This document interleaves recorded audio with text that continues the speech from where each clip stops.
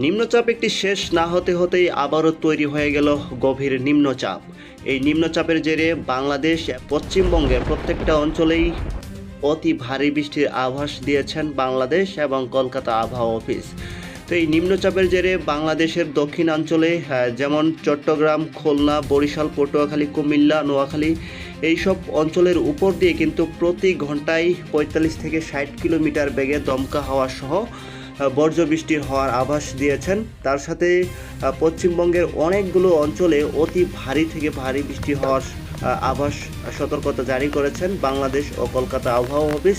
আমার এই ভিডিওটি কে কোন জেলা থেকে দেখতেছেন এবং আপনার জেলার আবহাওয়ার অবস্থা কেমন কমেন্ট করে জানিয়ে দেবেন, আর সাবস্ক্রাইব করে লাইক করে আমাদের পাশে থাকবেন। প্রিয় দর্শক, সরাসরি মেঘমালা চিত্রে এখন এই মুহূর্তে আমরা দেখে নিব যে পশ্চিমবঙ্গের এবং বাংলাদেশের ৮ বিভাগের কোন কোন অঞ্চলগুলোতে এই মুহূর্তে আকাশের অবস্থা কেমন রয়েছে। তো প্রথমে যদি আমি কলকাতা এদিকে আসি, দেখা যাচ্ছে কলকাতা, হালদিবাড়ি, খড়গপুর, জামশেদপুর, বালেশ্বরী, রুরকেলা, জামশেদপুর, এদিকে দেখা যাচ্ছে রামসি, ধানবাদ, মেহেরপুর, এইসব অঞ্চলগুলোতে কিন্তু অতি ভারী বজ্রপাতের এবং বৃষ্টির সম্ভাবনা লক্ষ্য করা যাচ্ছে। এই মুহূর্তে বর্জ্য বৃষ্টির যে একটা মেঘ উপস্থিতি লক্ষ্য করা যাচ্ছে কলকাতা অঞ্চলগুলোর এই দিকে। এই মুহূর্তে কিন্তু বর্ধমান এবং আরামবাগ, তারপর হচ্ছে কতুলপুর, এইসব অঞ্চলগুলোতে কিন্তু এই মুহূর্তে অতি ভারী বৃষ্টি চলমান রয়েছে। তার সাথে এইদিকে লক্ষ্য করা যাচ্ছে কলকাতার চন্দননগর, শান্তিপুর, যশোর, সাতক্ষীরা, খুলনা, সাইমনগর, মাঠবাড়িয়া, পিরোজপুর, তারপর হচ্ছে বরিশাল, লালমোহন, কলাপাড়া, এইসব অঞ্চলগুলো ভালো পরিমাণে মেঘের উপস্থিতি বা আনাগোনা লক্ষ্য করা যাচ্ছে। তবে রাতের দিকে আজকে বরিশাল, মতিরহাট, সেনবাগ, ফটিকছড়ি উপজেলা, চট্টগ্রাম, মাদারীপুর, ফরিদগঞ্জ, কুমিল্লা, আরামপুর, খাগড়াছড়ি, ফটিকছড়ি উপজেলা এবং ঢাকা, আগরতলা, কাপাসিয়া এদিকে কিন্তু এই মুহূর্তে ভাসা মেঘ লক্ষ্য করা যাচ্ছে। তবে আজকে রাতের দিকেও এই দিকেও ভারী এবং বিক্ষিপ্ত আকারে বৃষ্টি হওয়ার সম্ভাবনা লক্ষ্য করা যাচ্ছে। তার সাথে যদি আমি শিলিগুড়ি এদিকে আসি, শিলিগুড়ি এদিকে কিন্তু অলরেডি বৃষ্টি চলমান রয়েছে। যেমন শিলিগুড়ি থেকে শুরু করে এদিকে দেখা যাচ্ছে চান্দানপুর, মেহেদিনগর, তারপর হচ্ছে বালুমাঠ, লোহাগাড়া, এইসব অঞ্চলগুলো দিয়ে কিন্তু ভাসা মেঘের উপস্থিতি লক্ষ্য করা যাচ্ছে এবং কিছু কিছু অঞ্চলে অতি ভারী বৃষ্টি চলমান রয়েছে। প্রিয় দর্শক, এই ছিল মেঘমালা উপগ্রহ চিত্রের আপডেট। আমরা যদি সরাসরি বর্জ্য এবং বৃষ্টি মোডে চলে যাই তাহলে আমরা আগামী 12 থেকে 24 ঘন্টার আবহাওয়ার আপডেটগুলো জানতে পারবো। সর্বপ্রথমেই আমি যদি চলে আসি ঢাকা বিভাগে, ঢাকা যেমন চট্টগ্রাম, কলকাতা, রাজশাহী এবং রংপুর, সিলেট, শিলচর, গুয়াহাটি, এই প্রত্যেকটা অঞ্চলে কিন্তু বিক্ষিপ্ত আকারে বৃষ্টির সম্ভাবনা লক্ষ্য করা যাচ্ছে।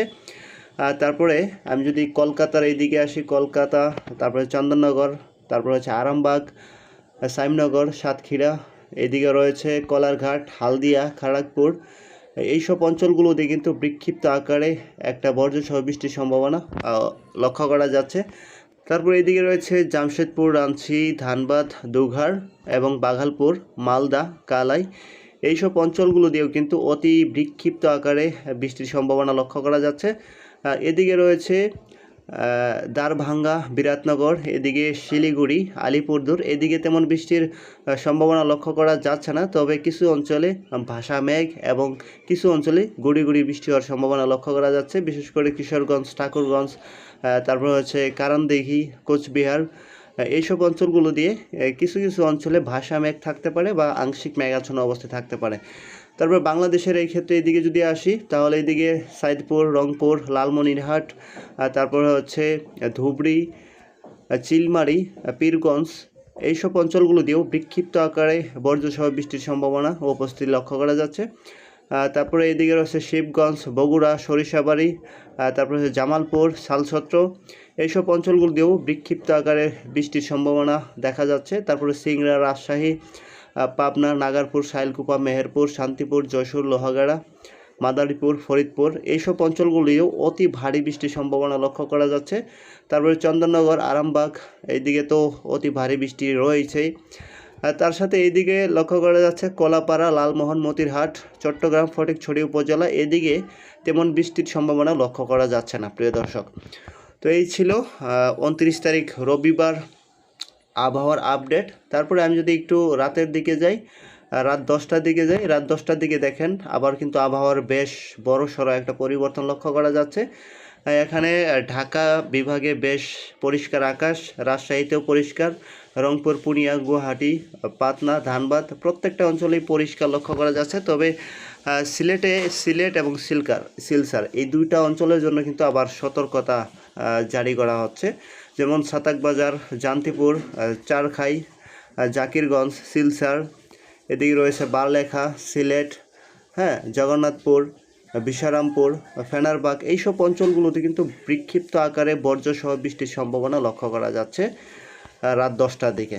তাছাড়া যে অঞ্চলগুলো এদিকে লক্ষ্য করা যাচ্ছে তেমন বৃষ্টির সম্ভাবনা লক্ষ্য করা যাচ্ছে না। তবে শিলিগুড়ি, সাসারাম এই দুইটা অঞ্চলে কিন্তু আবার অতি ভারী বৃষ্টির সম্ভাবনা লক্ষ্য করা যাচ্ছে। তার সাথে রাঞ্চি, জামশেদপুর, ধানবাদ, খড়গপুর, কলকাতা সহ বালুশরী, রৌরকেলা এদিকেও কিন্তু আবারও বিক্ষিপ্ত আকারে বৃষ্টির সম্ভাবনা লক্ষ্য করা যাচ্ছে। এছাড়া প্রত্যেকটা অঞ্চলের আকাশ কিন্তু বেশ পরিষ্কার লক্ষ্য করা যাচ্ছে।